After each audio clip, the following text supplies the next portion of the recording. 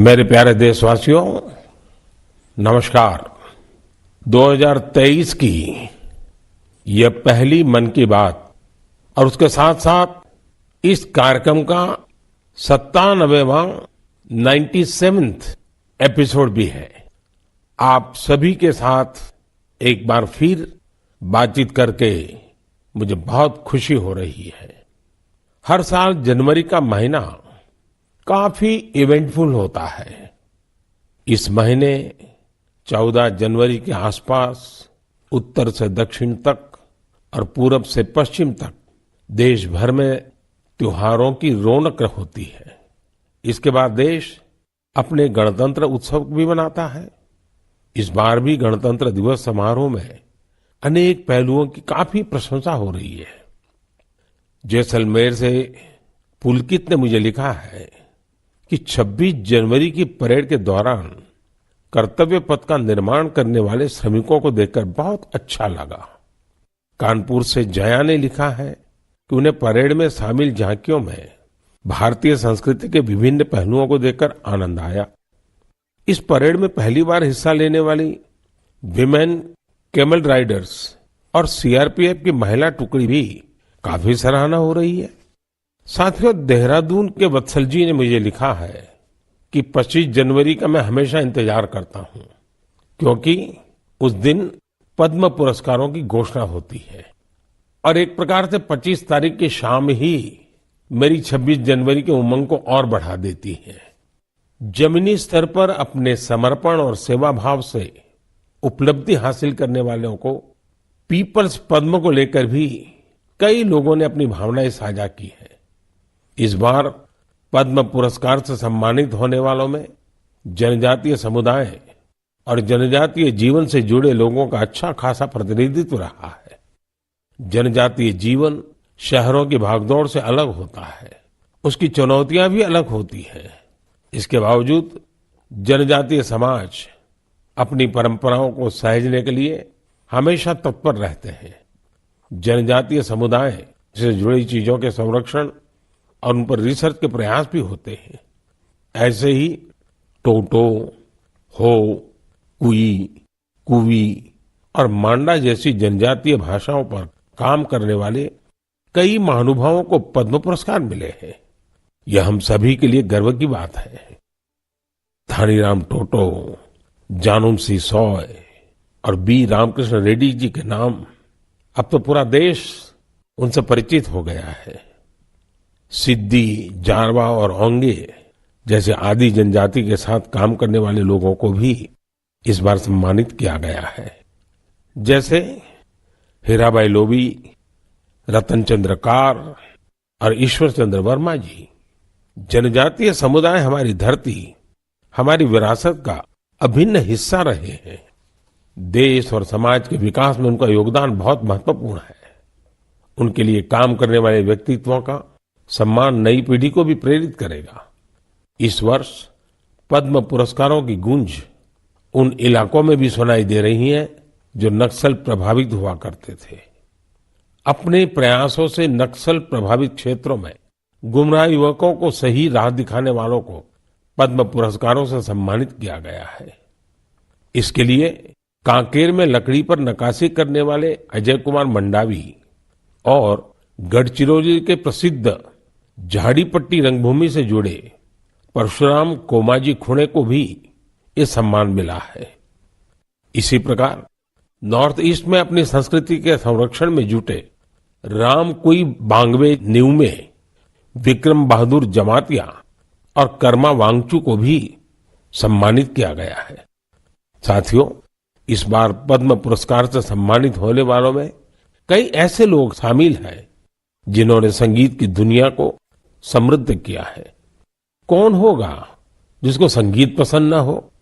हर किसी की संगीत की पसंद अलग अलग हो सकती है, लेकिन संगीत हर किसी के जीवन का हिस्सा होता है। इस बार पद्म पुरस्कार पाने वालों में वो लोग हैं जो संतूर, बमहुम, द्वितारा जैसे हमारे पारंपरिक वाद्य यंत्र की धुन बिखेरने में महारत रखते हैं। गुलाम मोहम्मद जाज, मोआ सुपाऊ, सिंहबोर कुरकालाऊ, मुनि वेंकटप्पा और मंगल कांति राय, ऐसे कितने ही नाम हैं जिनकी चारों तरफ चर्चा हो रही है। साथियों, पद्म पुरस्कार पाने वाले अनेक लोग हमारे बीच के वो साथी हैं जिन्होंने हमेशा देश को सर्वोपरि रखा, राष्ट्र प्रथम के सिद्धांत के लिए अपना जीवन समर्पित कर दिया। वो सेवा भाव से अपने काम में लगे रहे और इसके लिए उन्हें कभी किसी पुरस्कार की आशा नहीं की। वो जिनके लिए काम कर रहे हैं उनके चेहरे का संतोष ही उनके लिए सबसे बड़ा अवार्ड है। ऐसे समर्पित लोगों को सम्मानित करके हम देशवासियों का गौरव बढ़ा है। मैं सभी पद्म पुरस्कार विजेताओं के नाम भले ही यहां नहीं ले पाऊं, लेकिन आपसे मेरा आग्रह जरूर है कि आप पद्म पुरस्कार पाने वाले इन महानुभावों के प्रेरक जीवन के विषय में विस्तार से जानें और औरों को भी बताएं। साथियों, आज जब हम आजादी के अमृत महोत्सव के दौरान गणतंत्र दिवस की चर्चा कर रहे हैं, तो मैं यहाँ एक दिलचस्प किताब का भी जिक्र करूंगा। कुछ हफ्ते पहले ही मुझे मिली इस बुक में एक बहुत ही इंटरेस्टिंग सब्जेक्ट पर चर्चा की गई है। इस बुक का नाम India the mother of democracy है और इसमें कई बेहतरीन एसेज है। भारत दुनिया का सबसे बड़ा लोकतंत्र है और हम भारतीयों को इस बात का गर्व भी है कि हमारा देश मदर ऑफ डेमोक्रेसी भी है। लोकतंत्र हमारी रगों में है, हमारी संस्कृति में है। सदियों से यह हमारे कामकाज का भी एक अभिन्न हिस्सा रहा है। स्वभाव से हम एक डेमोक्रेटिक सोसाइटी है। डॉक्टर अंबेडकर ने बौद्ध भिक्षु संघ की तुलना भारतीय संसद से की थी। उन्होंने उसे एक ऐसी संस्था बताया था जहां मोशंस, रिजोल्यूशंस, कोरम, वोटिंग और वोटों की गिनती के लिए कई नियम थे। बाबा साहब का मानना था कि भगवान बुद्ध को इसकी प्रेरणा उस समय की राजनीतिक व्यवस्थाओं से मिली होगी। तमिलनाडु में एक छोटा लेकिन चर्चित गांव है उतिर मेरूर। यहां 1100-1200 साल पहले का एक शिलालेख दुनिया भर को अचंभित करता है। यह शिलालेख एक मिनी कॉन्स्टिट्यूशन की तरह है। इसमें विस्तार से बताया गया है कि ग्राम सभा का संचालन कैसे होना चाहिए और उसके सदस्यों के चयन की प्रक्रिया क्या हो। हमारे देश के इतिहास में डेमोक्रेटिक वैल्यूज का एक और उदाहरण है 12वीं सदी के भगवान बसवेश्वर का अनुभव मंडपम। यहाँ फ्री डिबेट और डिस्कशन को प्रोत्साहन दिया जाता था। आपको ये जानकर हैरानी होगी कि यह माग्ना कार्टा से भी पहले की बात है। वारंगल के काकीय वंश के राजाओं की गणतांत्रिक परंपराएं भी बहुत प्रसिद्ध थी। भक्ति आंदोलन ने पश्चिमी भारत में लोकतंत्र की संस्कृति को आगे बढ़ाया। बुक में सिख पंथ की लोकतांत्रिक भावना पर भी एक लेख को शामिल किया गया है, जो गुरु नानक देव जी के सर्वसम्मति से लिए गए निर्णयों पर प्रकाश डालता है। मध्य भारत की उरांव और मुंडा जनजातियों में कम्युनिटी ड्रिवन और कॉन्सेंसस ड्रिवन डिसीजन पर भी इस किताब में अच्छी जानकारी है। आप इस किताब को पढ़ने के बाद महसूस करेंगे कि कैसे देश के हर हिस्से में सदियों से लोकतंत्र की भावना प्रवाहित होती रही है। मदर ऑफ डेमोक्रेसी के रूप में हमें निरंतर इस विषय का गहन चिंतन भी करना चाहिए, चर्चा भी करना चाहिए और दुनिया को अवगत भी कराना चाहिए। इससे देश में लोकतंत्र की भावना और प्रगाढ़ होगी। मेरे प्यारे देशवासियों, अगर मैं आपसे पूछूं कि योग दिवस और हमारे विभिन्न तरह के मोटे अनाजों मिलेट्स में क्या कॉमन है, तो आप सोचेंगे ये भी क्या तुलना हुई। अगर मैं आपसे कहूं कि दोनों में काफी कुछ कॉमन है, तो आप हैरान हो जाएंगे। दरअसल संयुक्त राष्ट्र ने इंटरनेशनल योगा डे और इंटरनेशनल ईयर ऑफ मिलेट्स दोनों का ही निर्णय भारत के प्रस्ताव के बाद लिया है। दूसरी बात ये कि योग भी स्वास्थ्य से जुड़ा है और मिलेट्स भी सेहत में महत्वपूर्ण भूमिका निभाता है।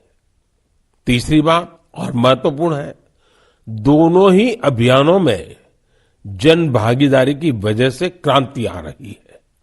जिस तरह लोगों ने व्यापक स्तर पर सक्रिय भागीदारी करके योग और फिटनेस को अपने जीवन का हिस्सा बनाया है, उसी तरह मिलेट्स को भी लोग बड़े पैमाने पर अपना रहे हैं। लोग अब मिलेट्स को अपने खानपान का हिस्सा बना रहे हैं। इस बदलाव का बहुत बड़ा प्रभाव भी दिख रहा है। इससे एक तरफ वो छोटे किसान बहुत उत्साहित हैं जो पारंपरिक रूप से मिलेट्स का उत्पादन करते थे। वो इस बात से बहुत खुश हैं कि दुनिया अब मिलेट्स का महत्व समझने लगी है। दूसरी तरफ एफपीओ और एंटरप्रेन्योर्स ने मिलेट्स को बाजार तक पहुंचाने और उसे लोगों तक उपलब्ध कराने के प्रयास शुरू कर दिए हैं।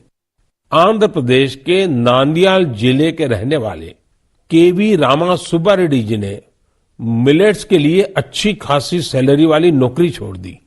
मां के हाथों से बने मिलेट्स के पकवानों का स्वाद कुछ ऐसा रचा बसा था कि इन्होंने अपने गांव में बाजरे की प्रोसेसिंग यूनिट ही शुरू कर दी। सुब्बा रेड्डी जी लोगों को बाजरे के फायदे भी बताते हैं और उसे आसानी से उपलब्ध भी कराते हैं। महाराष्ट्र में अलीबाग के पास केनाड गांव की रहने वाली शर्मिला ओसवाल जी पिछले 20 साल से मिलेट्स की पैदावार में यूनिक तरीके से योगदान दे रही है। वो किसानों को स्मार्ट एग्रीकल्चर की ट्रेनिंग दे रही है। उनके प्रयासों से न सिर्फ मिलेट्स की उपज बढ़ी है, बल्कि किसानों की आय में भी वृद्धि हुई है। अगर आपको छत्तीसगढ़ के रायगढ़ जाने का मौका मिले तो यहाँ के मिलेट्स कैफे जरूर जाइएगा। कुछ ही महीने पहले शुरू हुए इस मिलेट्स कैफे में चीला, डोसा, मोमोज, पिज्जा और मंचूरियन जैसे आइटम खूब पॉपुलर हो रहे हैं। मैं आपसे एक और बात पूछूं, आपने एंटरप्रेन्योर शब्द सुना होगा, लेकिन क्या आपने मिलेटप्रेन्योर सुना है क्या? ओडिशा की मिलेटप्रेन्योर्स आजकल खूब सुर्खियों में है। आदिवासी जिले सुंदरगढ़ की करीब 1,500 महिलाओं का self help group Odisha millets mission से जुड़ा हुआ है। यहाँ महिलाएं मिलेट से कुकीज, रसगुल्ला, गुलाब जामुन और केक तक बना रही है। बाजार में इनकी खूब डिमांड होने से महिलाओं की आमदनी भी बढ़ रही है। कर्नाटका के कलबुर्गी में Aland Bhutai millets farmers producer company ने पिछले साल Indian institute of millets research की देखरेख में काम शुरू किया। यहाँ के खाकरा, बिस्कुट और लड्डू लोगों को भा रहे हैं। कर्नाटका के ही बीदर जिले में हुलसूर मिलेट प्रोड्यूसर कंपनी से जुड़ी महिलाएं मिलेट्स की खेती के साथ ही उसका आटा भी तैयार कर रही है। इससे इसकी कमाई भी काफी बढ़ रही है। प्राकृतिक खेती से जुड़े छत्तीसगढ़ के संदीप शर्मा जी के एफपीओ से आज 12 राज्यों के किसान जुड़े हैं। बिलासपुर का यह एफपीओ 8 प्रकार के मिलेट्स का आटा और उसके व्यंजन बना रहा है। साथियों, आज हिंदुस्तान के कोने कोने में G20 की समिट्स लगातार चल रही है और मुझे खुशी है कि देश के हर कोने में जहां भी G20 की समिट हो रही है, मिलेट से बने पौष्टिक और स्वादिष्ट व्यंजन उसमें शामिल होते हैं। यहाँ बाजार से बनी खिचड़ी, पोहा, खीर और रोटी के साथ ही रागी से बने पायसम, पूड़ी और डोसा जैसे व्यंजन भी परोसे जाते हैं। G20 के सभी वेन्यूज पर मिलेट एग्जीबिशन में मिलेट से बनी हेल्थ ड्रिंक, सीरियल्स और नूडल्स को शोकेस किया गया। दुनिया भर में इंडियन मिशंस भी इनकी लोकप्रियता बढ़ाने के लिए भरपूर प्रयास कर रहे हैं। आप कल्पना कर सकते हैं कि देश का ये प्रयास और दुनिया में बढ़ने वाली मिलेट्स की डिमांड हमारे छोटे किसानों को कितनी ताकत देने वाली है। मुझे देखकर भी अच्छा लगता है कि आज जितने तरह की नई नई चीजें मिलेट से बनने लगी हैं, वो युवा पीढ़ी को भी उतनी ही पसंद आ रही है। इंटरनेशनल ईयर ऑफ मिलेट्स की ऐसी शानदार शुरुआत के लिए और उसको लगातार आगे बढ़ाने के लिए मैं मन की बात के श्रोताओं को भी बधाई देता हूं। मेरे प्यारे देशवासियों, जब आपसे कोई टूरिस्ट हब गोवा की बात करता है तो आपके मन में क्या ख्याल आता है? स्वाभाविक है, गोवा का नाम आते ही सबसे पहले यहाँ की खूबसूरत कोस्टलाइन, बीचेस और पसंदीदा खान पान की बातें ध्यान में आने लगती है। लेकिन गोवा में इस महीने कुछ ऐसा हुआ जो बहुत सुर्खियों में है। आज मन की बात में मैं इसे आप सबके साथ साझा करना चाहता हूं। गोवा में हुआ ये इवेंट है पर्पल फेस्ट। इस फेस्ट को 6 से 8 जनवरी तक पणजी में आयोजित किया गया। दिव्यांग जनों के कल्याण को लेकर यह अपने आप में एक अनूठा प्रयास था। पर्पल फेस्ट कितना बड़ा मौका था, इसका अंदाजा आप सभी इस बात से लगा सकते हैं कि 50,000 से भी ज्यादा हमारे भाई बहन इसमें शामिल हुए। यहां आए लोग इस बात को लेकर रोमांचित थे कि वो अब मिरामार बीच घूमने का भरपूर आनंद उठा सकते हैं। दरअसल मिरामार बीच हमारे दिव्यांग भाई बहनों के लिए गोवा के एक्सेसिबल बीचेज में से एक बन गया है। यहां पर cricket tournament, table tennis tournament, marathon competition के साथ ही एक डीप ब्लाइंड कन्वेंशन भी आयोजित किया गया। यहां यूनिक बर्ड वॉचिंग प्रोग्राम के अलावा एक फिल्म भी दिखाई गई। इसके लिए विशेष इंतजाम किए गए थे ताकि हमारे सभी दिव्यांग भाई बहन और बच्चे इसका पूरा आनंद ले सके। पर्पल फेस्ट की एक खास बात इसमें देश के प्राइवेट सेक्टर की भागीदारी भी रही। उनकी ओर से ऐसे प्रोडक्ट्स को शोकेस किया गया जो दिव्यांग फ्रेंडली है। इस फेस्ट में दिव्यांग कल्याण के प्रति जागरूकता बढ़ाने के अनेक प्रयास देखे गए। पर्पल फेस्ट को सफल बनाने के लिए मैं इसमें हिस्सा लेने वाले सभी लोगों को बधाई देता हूं। इसके साथ ही उन वॉलंटियर्स का भी अभिनंदन करता हूं जिन्होंने इसे ऑर्गेनाइज करने के लिए रात दिन एक कर दिए। मुझे पूरा विश्वास है कि एक्सेसिबल इंडिया के हमारे विजन को साकार करने में इस प्रकार के अभियान बहुत ही कारगर साबित होंगे। मेरे प्यारे देशवासियों, अब मन की बात में मैं एक ऐसे विषय पर बात करूंगा जिसमें आपको आनंद भी आएगा, गर्व भी होगा और मन कह उठेगा, वाह भाई वाह, दिल खुश हो गया।